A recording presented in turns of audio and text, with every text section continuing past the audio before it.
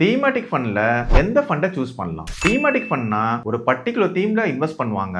அந்த தீமை பேஸ் பண்ணி அந்த ஸ்டாக்ஸ்ல இன்வெஸ்ட் பண்ணுவாங்க. யூசுவலா தீமேட்டிக் ஃபண்ட் ஷார்ட் டியூரேஷன்ல ரிட்டர்ன்ஸ் கூடவே கொடுக்கும். சம்டைம்ஸ் லாங் டர்ம்க்கு ஸ்டாக்னட் ஆகி அப்படியே இருக்கும். தீமேட்டிக் ஃபண்ட்ல கன்சப்ஷன் ஃபண்ட்னா என்னன்னு பார்க்கலாம். கன்சப்ஷன் ஃபண்ட்னா டே டு டே லைஃப்ல நம்ம யூஸ் பண்ற கன்சப்ஷன் ப்ராடக்ட்ஸ் எல்லாமே இருக்கும். அந்த ஸ்டாக்ஸ்ல இன்வெஸ்ட் பண்ணுவாங்க. அப்படி பார்க்கும்போது ஓரளவு டைவர்சிஃபிகேஷன் ஆஃப் ஸ்டாக்ஸ் இருக்கும். ரிட்டர்ன்ஸ் வைஸ் கம்பேர் பண்ணும்போது பெட்டராகவே பெர்ஃபார்ம் பண்ணிருக்கு. ஒரு ஃபிளெக்ஸி கேப் ஃபண்ட் கன்சப்ஷன் ஃபண்டும் கம்பேர் பண்ணும்போது லாஸ்ட் 10 இயர்ஸ்ல 5 இயர்ஸ் ரோலிங் ரிட்டர்ன்ஸ் கன்சப்ஷன் ஃபண்ட்ல பெட்டரா கொடுத்திருக்கு. அதே மாதிரி மார்க்கெட் கிராஷ் ஆன பீரியட்ல நிஃப்டி 500 ஃபிளெக்ஸி கேப் கன்சப்ஷன் இது மூணுத்தையும் கம்பேர் பண்ணும்போது கன்சப்ஷன் ஃபண்ட் நல்லாவே ரெசிலியன்ட் கொடுத்திருக்கு. யூசுவலா தீமேட்டிக் ஃபண்ட்ஸ்ல ஷார்ட் டியூரேஷன் ரிட்டர்ன்ஸ் கூட இருக்கும், ரிஸ்க்கும் அதிகமா இருக்கும். ஆனா கன்சப்ஷன் ஃபண்ட்ல ஓரளவு டைவர்சிஃபிகேஷனும் இருக்கு, கன்சிஸ்டன்ட் ஆஃப் ரிட்டர்ன்ஸும் இருக்கு. அதனால உங்க போர்ட்ஃபோலியோல 10 to 15% அலோகேட் பண்ணலாம்.